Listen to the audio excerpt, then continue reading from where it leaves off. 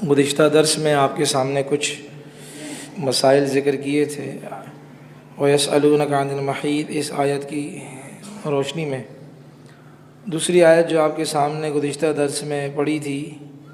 جس کا کچھ حصہ آپ کے سامنے، کچھ تفصیل آپ کے سامنے آئی کہ اللہ تبارک و تعالیٰ فرماتے ہیں کہ آپ کی عورتیں آپ کے لیے کھیتیاں ہیں، اس پر کچھ بات آئی تھی۔ اور آگے اللہ تعالیٰ فرماتے ہیں جس طرح اپنی کھیتی کے پاس آئیں آپ اور اپنے لیے کچھ آگے بھیجیں، اور جان لیں کہ اللہ سے آپ ملنے والے ہیں، یعنی دنیا میں کب تک انسان جیے گا، آخر اللہ کے پاس جائے گا، اللہ سے ملاقات کرے گا، اور خوشخبری دے دیں ایمان والوں کو۔ اللہ فرماتے ہیں کہ آپ کی عورتیں آپ کی کھیتیاں ہیں، اور ظاہر بات ہے کھیت سے انسان کے لیے عمدہ مال نکلتا ہے۔ کھیت انسان اس کا جو غلہ ہوتا ہے وہ اپنی ضروریات میں استعمال کرتا ہے، پھر وہ گاؤں سے وہ غلہ نکلتا ہے، شہروں میں آتا ہے، منڈیوں میں آتا ہے، پھر پوری دنیا میں اس کے ایک اچھا اثر پڑتا ہے اور اچھے اثرات مرتب ہوتے ہیں۔ تو انسان جب شادی کرتا ہے اور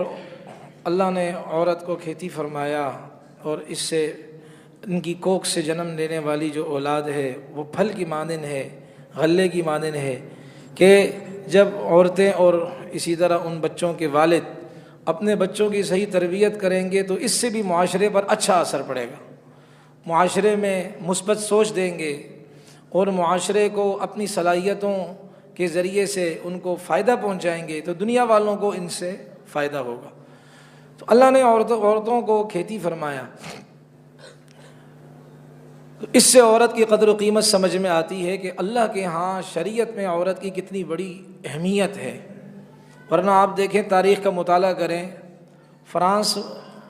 والوں کا جو پرانا ذہن، اب تو اور خراب ہے، ان کا جو نظریہ ہے وہ یہ تھا کہ عورت پورا انسان نہیں، آدھا انسان ہے، لہذا برائیاں اسی سے پیدا ہوتی ہیں۔ اور چائنا والے تو کہتے ہیں، چین والے، کہ عورت کے اندر شیطان کی روح آئی ہوئی ہے، ساری برائیوں کی طرف دعوت دینے والی عورت ہے۔ اور جاپان والے کہتے ہیں عورت تو پیدا ہی ناپاک ہوئی ہے، لہذا عورت کو اپنی عبادت گاہ کے قریب تک مت چھوڑو۔ اور ہندوؤں کا تو آپ کو پتہ ہے کہ ان کے ہاں یہ ہوتا تھا، اور بعض میں ابھی بھی ہوتا ہے، بعضوں میں، کہ جب خاوند کا انتقال ہوتا تو بیوی کو مجبور کیا جاتا، ان کے ہاں چونکہ جلایا جاتا ہے اپنے مردہ کو، تو ان کے ہاں یہ خاوند کے ساتھ بیوی کو بھی کہا جاتا کہ اس کو تو جلا رہے ہیں، یہ مر گیا ہے، اب تم بھی کیا ہے زندہ زندہ جلنے کے لیے تیار ہو جاؤ۔ تو زندہ اس عورت کو مجبور کیا جاتا کہ آپ بھی اپنے آپ کو جلانے کے لیے تیار کر لیں۔ اور زمانے جاہلیت کے اندر عورتوں کے بچیوں کی پیدائش پر رویا جاتا تھا، وَإِذَا بُشِّرَ أَحَدُهُمْ بِالْأُنثَىٰ ظَلَّ وَجْهُهُ مُسْوَدًّا وَهُوَ كَظِيمٌ، جب ان کو لڑکی کی پیدائش کی خوشخبری سنائی جاتی تو ان کا چہرہ سیاہ ہو جاتا غم کے مارے، اور وہ گھٹ گھٹ کر مر رہے ہوتے، ہائے میری بیٹی کیوں پیدا ہوئی ہے۔ تو بچی کو زمین میں دفن کر دیا جاتا، زندہ درگور کر دیا جاتا۔ اور یہاں تک کہ پرانے زمانے جاہلیت کی بات ہے، اہل مکہ اگر کوئی عورت بیوہ ہو جاتی، اس کا خاوند مر جاتا، تو اس عورت کو مکہ سے باہر نکال دیتے، کسی کوٹھری میں رکھا جاتا، اور بس کچھ کھانا پینا کہیں سے کوئی اپنی ترتیب بنائے تو بنائے، 2 سال تک تو ایسا اس کے ساتھ سلسلہ کیا جاتا۔ تب بھی اگر وہ مرتی نہ تو پھر کیا ہے، وہ 2 سال کا کوئی ان کا ٹائم ہوتا تھا، اگر مرتی نہ بس کسی نہ کسی طریقے سے روزی اس تک پہنچتی تو 2 سال کا دورانیہ وہ پیریڈ وہ پاس کر لیتی گویا کہ، پھر اس کو کیا ہے جانور پر بٹھا کر پورے مکے میں چہرے پر کالک لگا کر گھمایا جاتا۔ یہ بیواؤں کی ناقدری۔ اور پھر یہاں تک بات پہنچتی کہ جب باپ مرتا، ماں جس طرح کے باپ کے مرنے پر باپ کا مال تقسیم کیا جاتا ہے میراث میں، وہ ظالم اپنی ماں کو بھی میراث میں تقسیم کرتے تھے کہ بھائی یہ والی ماں اس کے نصیب میں، یہ اس کے کیونکہ ایک سے زیادہ شادیاں کرتے تھے، تو وہ لڑکا اپنے باپ کی منکوحہ جو اس کے نکاح میں ہوتی تھی، جو اب بیوہ ہو چکی ہے، لڑکے کی میراث میں آتی، یعنی سوتیلی ماں، اس سے پھر وہ نکاح کرتا، اپنی ہوس پوری کرتا۔ قربان جائیں شریعت مصطفیٰ علیہ الصلاۃ والسلام کو، کہ جب رسول اللہ صلی اللہ علیہ وسلم پر دین مبین، دین اسلام پاکیزہ دین اللہ نے اتارا سینہ اطہر پر، تو شریعت نے پھر یہ کہا بھائی یہ گزارش ہے، یہ اخبار والے تصویروں والے اخبار نہ لائیں، ان کو منع کر دیں، کیونکہ تصویریں ہوتی ہیں، ننگی تصویریں بھی اس میں ہوتی ہیں، گندی تصویریں بھی اس میں ہوتی ہیں، اللہ کا گھر پاک ہے بھائی، ان کو منع کر دیں بھائی، اس میں کوئی کمپرومائز نہیں بھائی، معذرت چاہتے ہیں۔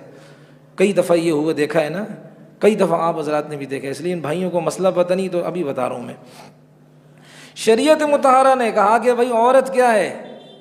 بیٹی کی صورت میں اگر ہے تو تمہاری عزت ہے، ماں کی صورت میں تمہارے پاؤں کے نیچے جنت ہے، بیوی کی صورت میں تمہارے رفیقہ حیات، تمہارے شریک سفر ہے، اور بہن کی صورت میں ہے تو تمہاری ناموس اور تمہاری عزت ہے، اور تم کیا ہے اس کے پاسبان اور نگہبان ہو۔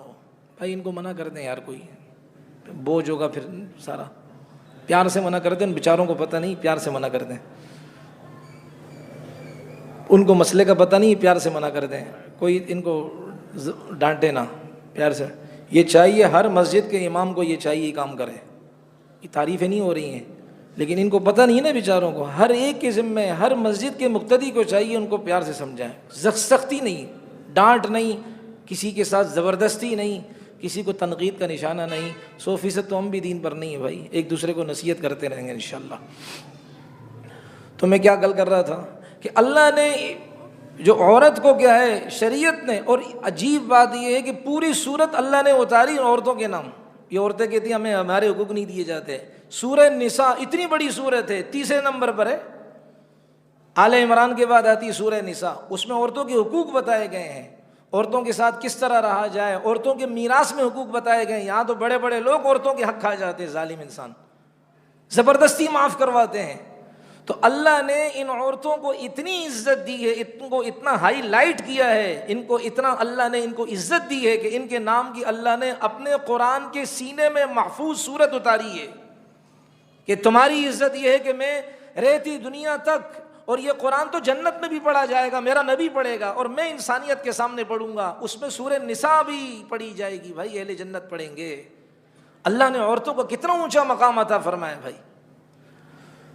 تو خیر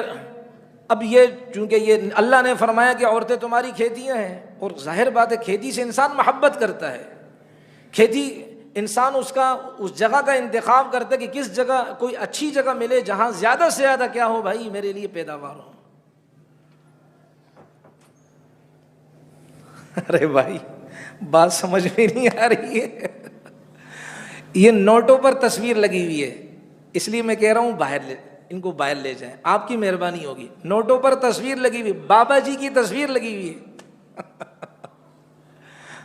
ٹھیک ہے بھائی، ان کو پیار سے سمجھا دیں یار، ہمارے بھائی ہیں، ہمارے محترم ہیں، آج خوشی کا دن ہے، کسی کے ساتھ زبردستی نہ کریں۔ تو اب شریعت کیا فرماتی ہے کہ عورتوں سے نکاح کرو، چونکہ کھیتیاں ہیں نا، اب ان نکاح کی بات، عورتوں سے جو ہے نا نکاح کریں۔ رسول پاک علیہ سے کھیتی، اچھی کھیتی کا انتخاب کیا جاتا ہے نا۔